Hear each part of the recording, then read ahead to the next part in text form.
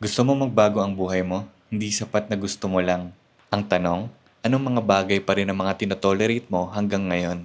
Kasi, tandaan mo to, you don't get what you deserve. You get what you tolerate. Kung hinahayaan mo pa rin sirain ng ibang tao yung peace mo. Kung okay lang sa'yo na wala kang ginagawa araw-araw. Kung hinahayaan mo gawin yung mga bagay na hindi align sa future na gusto mo. Then don't be surprised na paulit-ulit din ang mga results mo. Walang mas magical pa sa pagiging malinaw. Clarity is power. Kaya kung hindi mo palilinawin kung sino ka, kung sino gusto mo maging, at ano yung mga bagay na hindi mo natatanggapin, malabo rin ang pinapadala mong signal sa universe. 'Di ba nga, universe is a mirror, salamin.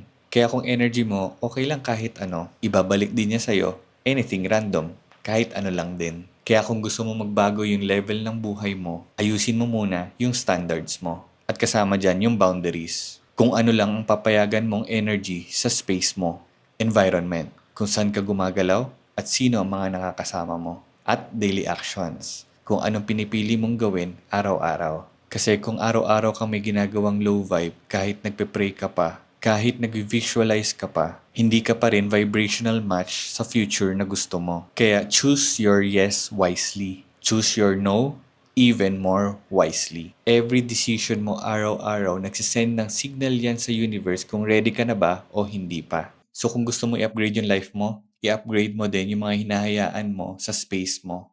Tandaan, you deserve what you demand through your standards. Pero kung tinotolerate mo ang bare minimum, yan din ibabalik sa'yo ng universe.